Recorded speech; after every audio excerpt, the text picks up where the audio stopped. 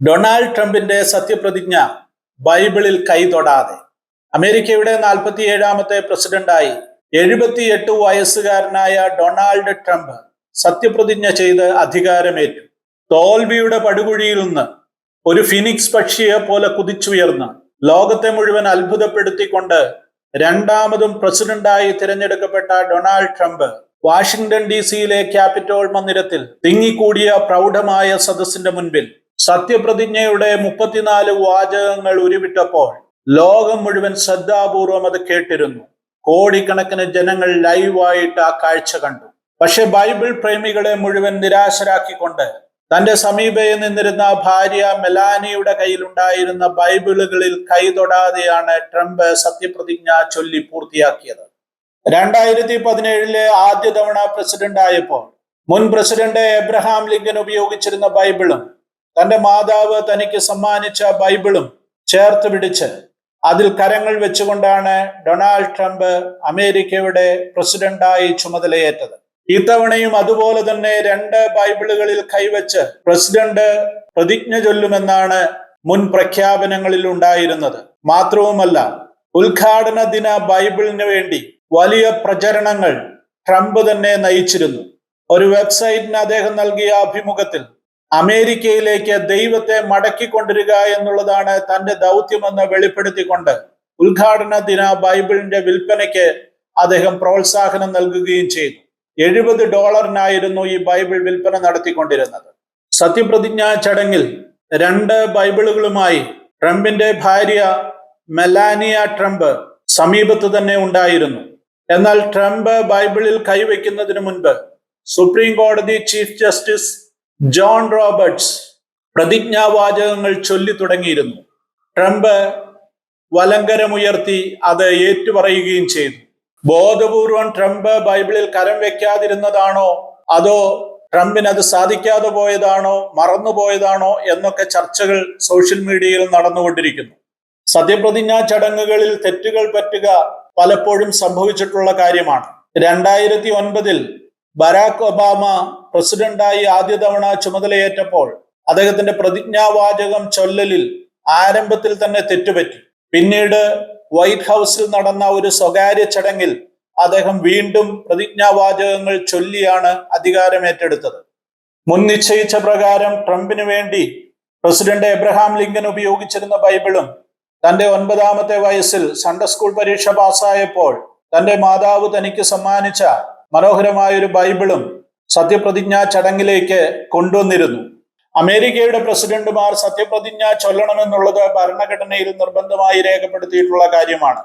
എന്നാൽ ഏതെങ്കിലും പുസ്തകത്തിലോ ബൈബിളിലോ കരം വെച്ച് വേണം സത്യപ്രതിജ്ഞാ വാചകങ്ങൾ ചൊല്ലേണ്ടതെന്ന് നിയമമൊന്നുമില്ല. എന്നാൽ അമേരിക്കയുടെ പ്രസിഡന്റുമാർ പൊതുവെ ഈ രീതി അവലംബിക്കുകയായിരുന്നു. 2 പ്രസിഡന്റുമാർ മാത്രമാണ് ബൈബിൾ ഉപയോഗിക്കാതെ സത്യപ്രതിജ്ഞാ വാചകങ്ങൾ ചൊല്ലിയത്.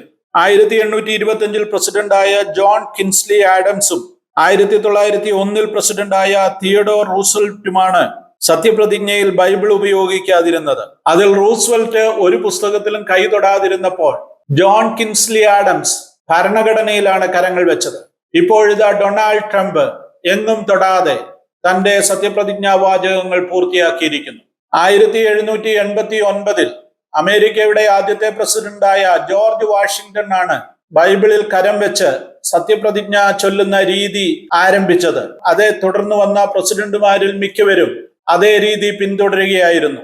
എന്നാൽ ജോർജ് വാഷിംഗ്ടൺ പ്രസിഡന്റ് ആകുവാൻ വേണ്ടി സത്യപ്രതിജ്ഞ ചൊല്ലുവാൻ വേണ്ടി എത്തിയപ്പോൾ അദ്ദേഹത്തിന്റെ കയ്യിലോ ഉദ്യോഗസ്ഥരുടെ കയ്യിലോ ബൈബിൾ ഉണ്ടായിരുന്നില്ല. ഒടുവിൽ ഒരു ബൈബിൾ അന്വേഷിച്ച് അടുത്തുള്ള ഒരു ലോഡ്ജിലെത്തുകയും ആ ലോഡ്ജ് മുറിയിൽ ഉണ്ടായിരുന്ന ബൈബിൾ കടമായി വാങ്ങിക്കൊണ്ടുവന്ന് അതിൽ കരം വെച്ചാണ് ജോർജ് വാഷിംഗ്ടൺ അമേരിക്കയുടെ പ്രസിഡന്റായി സത്യപ്രതിജ്ഞ ചെയ്ത് അധികാരമേറ്റത്.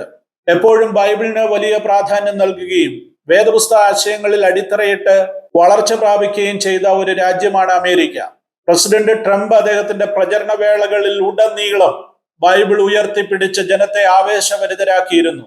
പ്രത്യേകിച്ച് ട്രംപിനെ പിന്തുണച്ച ഇവാഞ്ചലിക്കൽ വിഭാഗം ട്രംപിന്റെ ബൈബിൾ ഉയർത്തിപ്പിടിച്ചുള്ള സന്ദേശങ്ങളിൽ ആവേശഭരിതരായിരുന്നു. ബൈബിൾ ആശയങ്ങളെ ഉയർത്തിപ്പിടിച്ചുകൊണ്ടുള്ള ഭരണമാണ് അമേരിക്കയിലെ ജനങ്ങൾ ട്രംപിൽ നിന്ന് ആഗ്രഹിക്കുന്നതും പ്രതീക്ഷിക്കുന്നതും.